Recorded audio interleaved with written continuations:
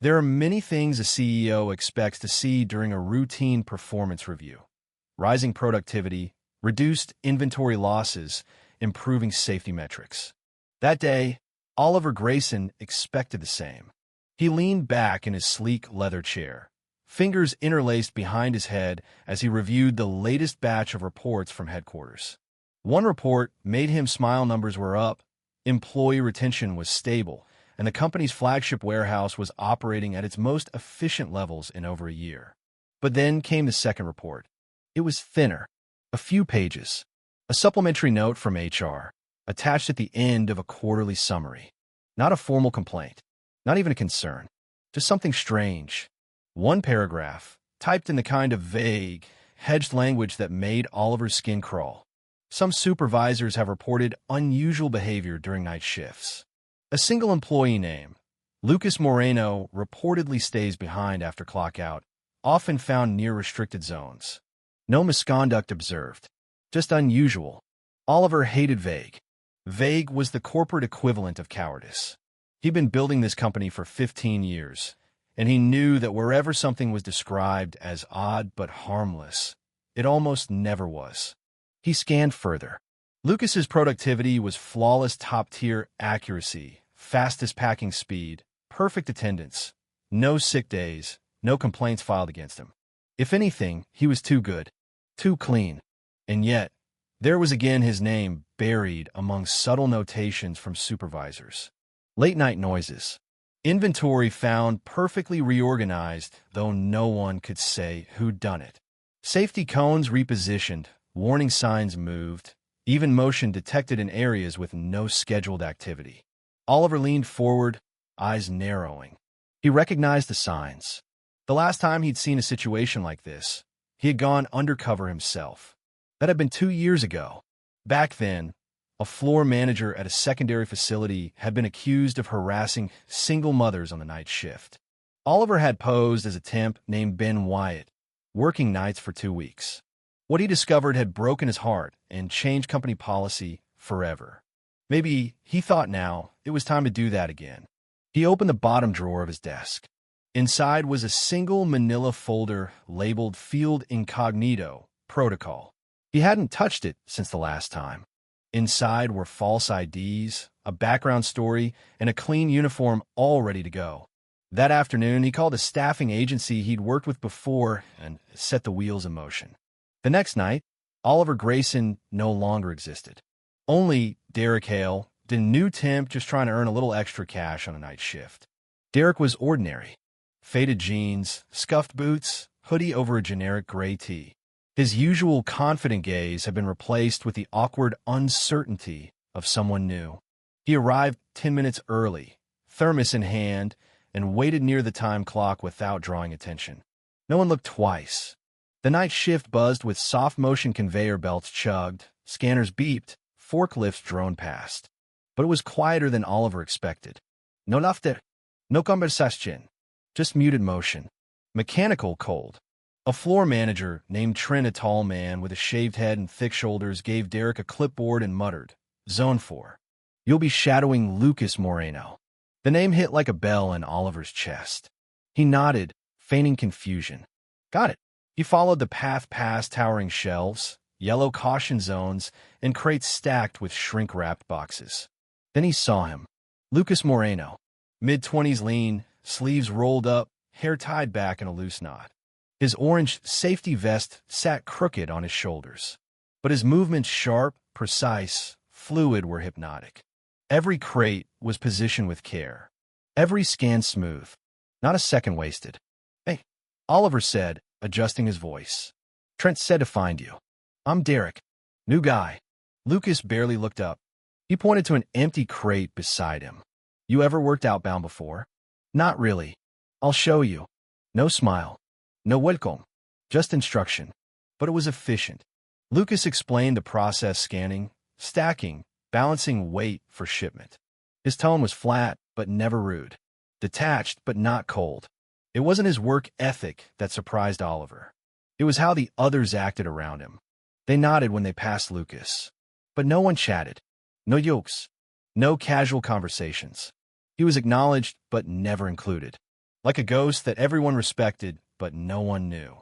During the break, while others gathered near vending machines or leaned against crates to snack and scroll their phones, Lucas wandered alone. He picked up trash no one else had noticed, fixed a leaning safety cone, checked the brakes on a neglected pallet jack. Oliver watched from a distance. This wasn't normal. This wasn't about trying to impress anyone. Lucas was working off the clock in the shadows, fixing things no one had assigned to him. Quietly, thoroughly. After the break, Lucas returned to his zone as if nothing had happened. He spoke only when necessary, always about the task at hand. But Oliver noticed the way he scanned his surroundings, like someone on alert, like someone used to protecting himself. At the end of the shift, Lucas didn't leave with the others. While employees clocked out and shuffled into the cold parking lot, he grabbed a flashlight from a storage rack and disappeared into a side corridor marked Authorized Personnel Only. No hesitation. Like he'd done it before. Oliver waited. 10 minutes. 15. Then he moved. He followed Lucas through the dim corridor, past mop closets and electrical boxes. The air was still. Pipes creaked. A leaky faucet dripped somewhere nearby. Then he heard the metallic clink of tools in motion. He peered into an old supply room, barely lit by a flashlight propped in a plastic cup. Lucas knelt beside a rusted pallet jack. Tools were spread around him, arranged neatly. No checklist. No supervisor. No one watching. Lucas was repairing the jack carefully, methodically. When he finished, he wiped down the wall beside it. Not because it was dirty, but because something about it had bothered him. Then he pulled out a notebook, scribbled something, tucked it away. Oliver backed out slowly, heart thudding. Who was this man? And why was no one paying attention? For the next 3 nights, Oliver watched closely. He arrived early, stayed late, shadowed Lucas during shifts, and slipped behind crates when Lucas vanished into restricted zones after hours. Lucas cleaned, fixed, inspected. He'd created his own maintenance routine, made his own checklists, marked hazard zones on a self-drawn map. Everything was precise, quiet, intentional. He wasn't a worker. He was a guardian. One night, Oliver followed him deeper into the west wing, an abandoned part of the warehouse.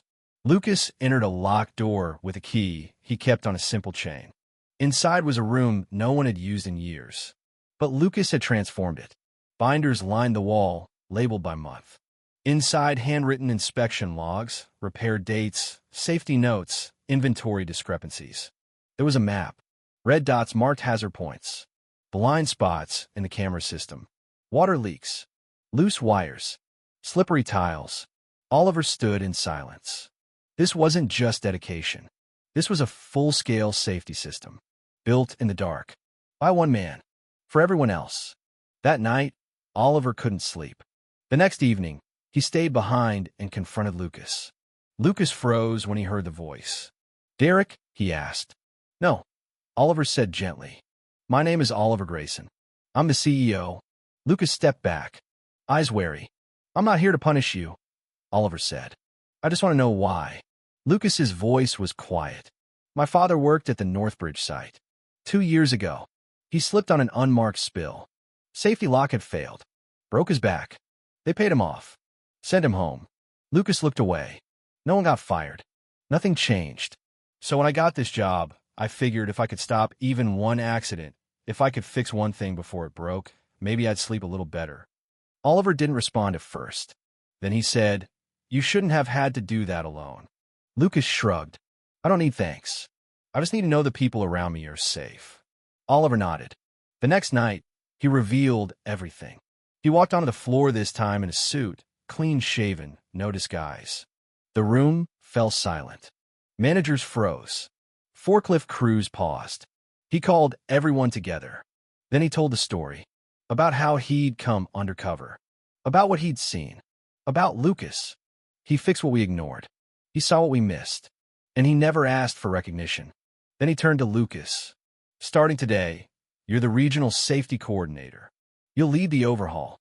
This system, your system, will become the new standard." Applause erupted. Lucas didn't cry, didn't beam. He simply nodded, because he hadn't done it for praise. He'd done it because it was right. Over the next 3 months, everything changed. Hazard maps were installed, blind spots addressed, inspection logs went digital. But more than that, culture shifted. People started noticing the quiet things. A temp replaced a loose light bulb without being told. A supervisor swept up debris during break. Teams left handwritten notes for the next shift. And in the middle of it all, Lucas. Same vest, same rolled sleeves. Still silent, still steady, but no longer invisible. One day, Oliver handed him a small envelope. Inside, a handwritten note. Thank you for doing the right thing when no one was watching. And a key. To an office at HQ, Oliver said. Director of Field Safety. If you want it. Lucas looked down, then back up. I'll think about it. Oliver smiled. You've got a quiet way of making people better. I think you always have. The world just needed to stop and notice. As he left, the warehouse glowed under the afternoon sun. The floor hummed. Laughter echoed. And somewhere, behind the faint clink of tools and the shuffle of boxes, was a man's sleeves rolled, heart full, who never stopped caring. And now, finally, neither would the company he helped save.